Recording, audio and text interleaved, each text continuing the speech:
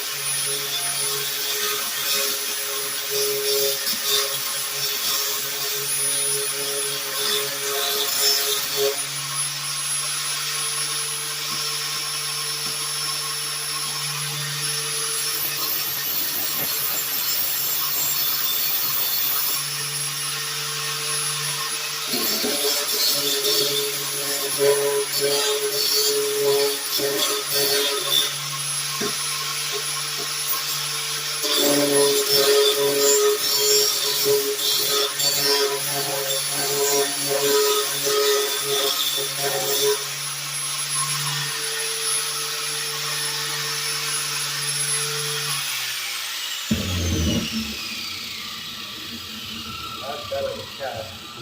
Okay, so what I did, I used this edge right here on the die grinder to the right angle with the plane with the actual metal cutting plate itself. And I used that as a rough guide to get a square cut, a square sanding cut on the end of these. But you know what? It's still not perfect. What I really need is a face sander. Right now I don't have the budget for that. When I start making more money, of course I will.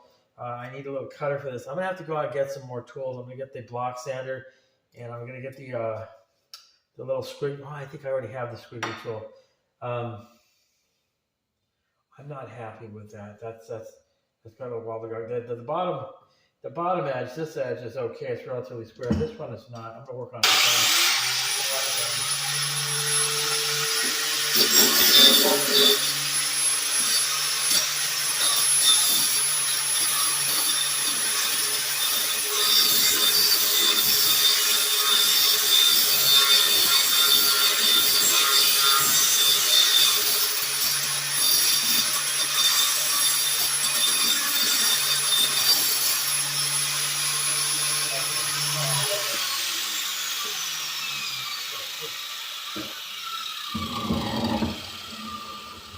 Okay, I got some real heavy-duty steel over here.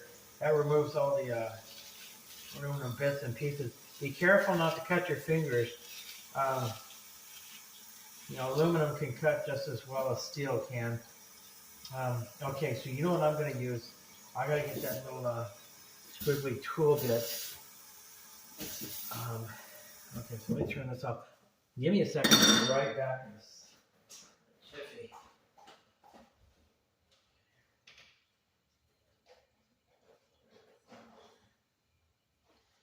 Okay, I'm back. I showed you guys this tool before. This is an internal diameter scraping tool. You go like that. See a little shiny edge on the inside. That gets rid of those burrs, so you don't cut yourself. And there you go.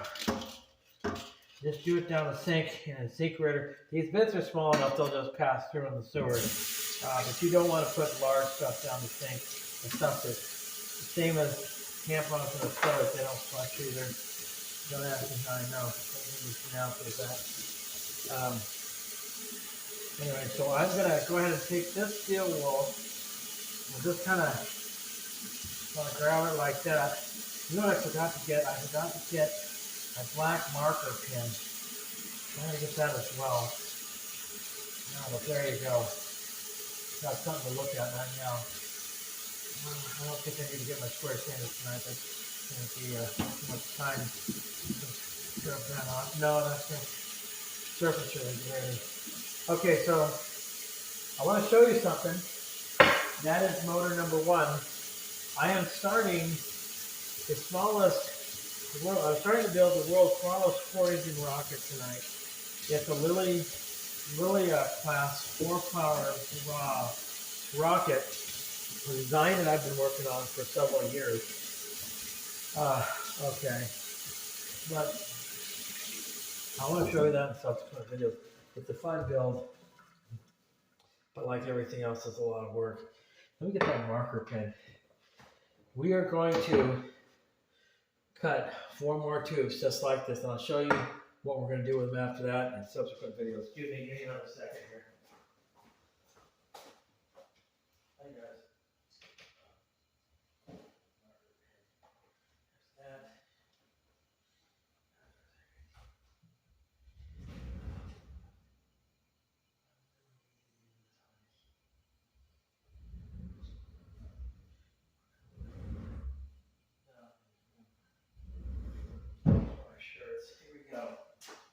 Here we go. Okay. Scrub pad, sink stop here. You don't want to get big stuff in the incinerator. This steel wool, you're going to need it. Dawn dishwashing soap. I get that Dawn Platinum. It's expensive, but believe you me, you get what you pay for. Now let's measure this up against this. We're going to make 4 more that are the even length as this. Give me 3 more. This is one number 1, so we need 3 more. And then I'll show you how to even up everything again. After that, just take the glasses off and mark this here like there. here like there. Put that there. There we go. Now we're ready to cut. Again.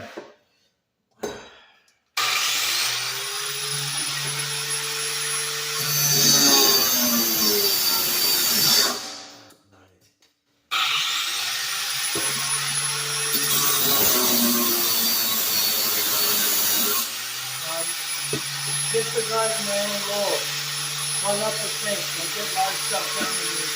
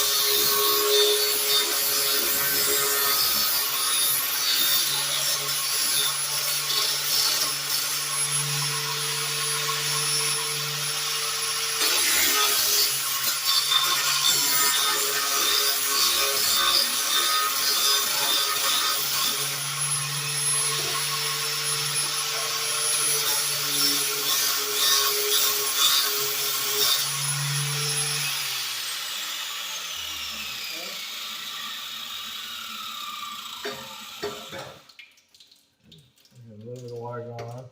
The squigglies. Really clean up this in your diameter. Come on, babies. And same thing on the other side. Now, before we even up the edges on this silly thing, I want to make sure it's relatively the same length as the stencil unit. Almost exact. You see that? I'm not going to fuss budge it too much. However, for balance and stability of the rocket throughout its flight, we do want to watch the weight. There's something called center of pressure and center of gravity. Center of gravity is a static balance point on any rocket along the the central main axis, long axis of the fuselage itself. Center of pressure is different. It's a lot more difficult to find the center of pressure of a rocket, but it's critical if you don't want your rocket to corkscrew off the launch pad. But I'm kind of getting ahead of myself, so but you want to watch your weight. These guys are going to have to get evened up. The problem is I need to recondition the surface. I need to bake these to harden them. I'm going to even their lengths up. But then after that, once we assemble the rocket, put everything together, then, with loaded motors and all the electronics and the recovery system, the nose cone, the shock cords, the parachutes, etc., then we determine where the center of balance is, where the center of pressure is. Now, the center of balance, again, is the static balance of the long axis of the rocket's main fuselage itself. In other words, we can balance the rocket on your metaphorical finger, like a seesaw. Center of pressure is the balance of the rocket as it's going through its flight. As the motors are burning, it's under full power, and it's accelerating to maximum speed and altitude. That's a lot different. That is a critical calculation, and even I have a hard time with that. I'm going to review some videos myself with some young math professors who talk all about center of pressure for when you design rockets, or the math formula for it. Once I get that down pat, I'm going to go ahead and share that with you as well. And of course, I'll give a shout out to the math professor. The guy's probably no more than 20, 25, 24 or 25 years old. He's really intelligent, and he's a nice guy. I'm 50. I almost said 54. I'm 53 years old. In 2 more years, I will qualify as a senior citizen, and I act like a boy. Anyway, okay, so there we go. There's 2 more of those, and that's pretty much that. I need to check the time to see where we're at, and we are at the 16-minute mark. So what we're going to do is we're going to cut 1 more motor. I'm going to use the original stencil. I'm actually going to go ahead and use the shortest one of these 2. But before I do that, I'm going to even up the pan legs on this one. This one's chewed up pretty good. This guy is a scrap piece. It's too short to really use for anything, but perhaps we can use it for propellant testing. I got to be honest with you, I can't take a whole lot of stuff with me, so I'm just going to end up throwing it out and not even putting it in the scrap pile. But I want to even up the pan legs at least one side. Take the shortest of the 2 of these, then mark only one end. I don't want to be cutting off and straightening out 2 ends and wasting material. I forgot to do that. That's how I did it before a couple of years ago, so please forgive me. So here we go. And after this, I think this will be the end of the video.